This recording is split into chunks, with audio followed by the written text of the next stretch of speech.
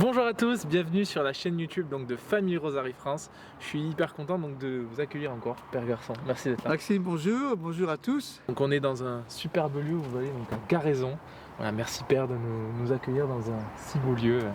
Et voilà, donc c'est la première vidéo en extérieur, donc si d'aventure vous avez envie d'autres vidéos en extérieur comme ça, n'hésitez pas à mettre un petit commentaire pour qu'on le sache.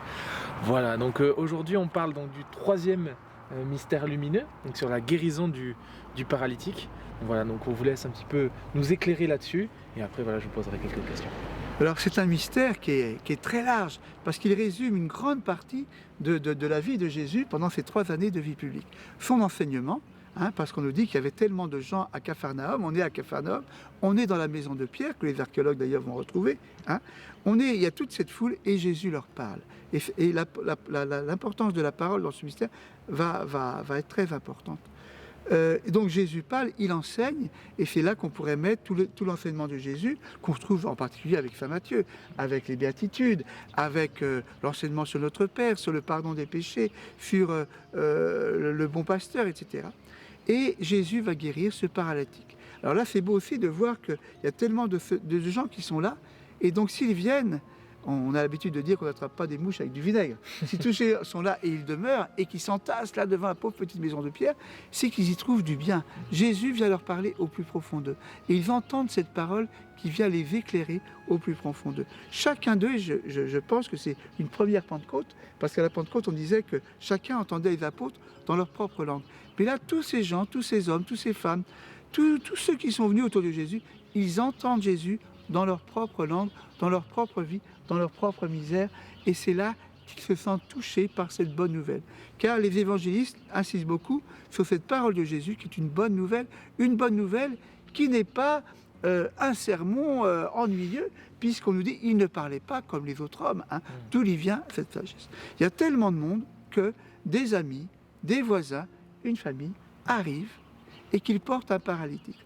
On ne peut pas faire entrer ce paralytique par la voie de terre, tout est bouché, par la voie maritime, on est sur le bord du lac de Galilée, mais la maison de Pierre, elle n'est pas sur la berge, alors on va le faire passer par l'air, on monte sur le toit, et pendant que Jésus parle à cette foule, eh bien, on est en train de dégager soit les tuiles, soit les branchages, pour descendre le paralytique juste devant Jésus. C'est pas rien, le pauvre paralytique qui ne peut pas bouger, il se retrouve au cœur même, comme c'est au cœur du monde, voilà. Et Jésus lui dit, tes péchés sont pardonnés. Alors vous savez bien que tout le monde va réagir, parce que qui peut pardonner les péchés? Qui peut oser dire à quelqu'un, tes péchés sont pardonnés? Et si le prêtre peut le dire, c'est bien parce qu'il est uni au Christ et que sa parole fait le Christ qui pardonne les péchés. Et Jésus insiste de manière très simple. Qu'est-ce qui est le plus facile? On a une balance de dire à un paralytique, lève-toi, ou tes péchés sont pardonnés. Pour que vous sachiez que j'ai le pouvoir de pardonner, que le Fils de l'homme a le pouvoir de pardonner les péchés, je te le dis à toi paralysé, lève-toi, prends ton gravat et marche. Ce qu'il fait, et il sort aux yeux de tout le monde. Et je crois qu'à travers ce mystère, pour notre méditation, fait la puissance de la parole de Dieu. Vous savez que dans les miracles, soit Jésus, il va faire de la boue, et en mettre sur les yeux de l'aveugle pour aller à Siloé. Soit il va toucher ou être touché par la femme qui est atteinte de flux de sang, tout ça. Mais sa parole, tes péchés sont pardonnés. Lève-toi. La puissance de la parole de Dieu dans la Bible. Que la lumière soit, et la lumière fut. Que le monde soit, et le monde fut. Toi, voilà la puissance de la parole. Et c'est cette parole que Marie va accueillir dans son cœur et qu'elle va nous aider à la méditer. Marie, dans ce mystère, elle nous invite à accueillir cette parole de Dieu, à la faire nôtre. Et cette parole de Dieu qui va tomber dans la bonne terre, préparée par la prière, préparée par le bien que nous faisons tous les jours. Et bien voilà, c'est le cœur même de ce mystère lumineux, de la prédication de Jésus, la prédication de la bonne nouvelle et de la guérison du paralytique.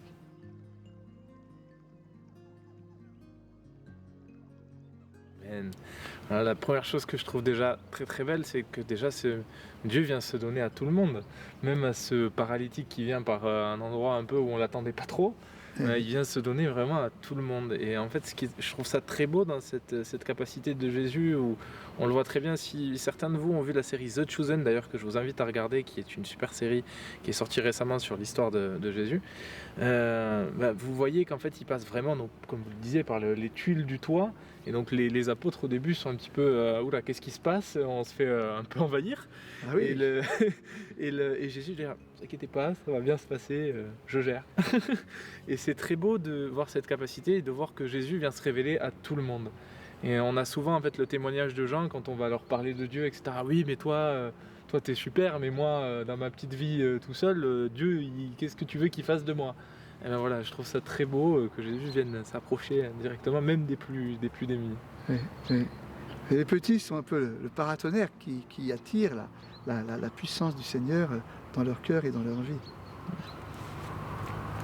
Hein, voilà, donc on vous invite vraiment, donc, comme ce paralytique, donc à croire et à pas hésiter à demander aussi. Des fois on oublie souvent simplement d'être là, d'être présent dans ce que le Seigneur veut nous faire vivre, et on oublie de lui demander quelque chose de précis. Donc voilà, si vous avez en ce moment une intention de prière, quelque chose qui vous tient à cœur, etc.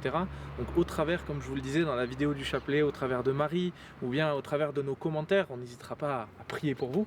Voilà, n'hésitez pas à laisser soit vos intentions de prière dans les commentaires, soit vos envies sur les prochaines vidéos. Voilà, on vous dit à très bientôt, soyez bénis. Amen.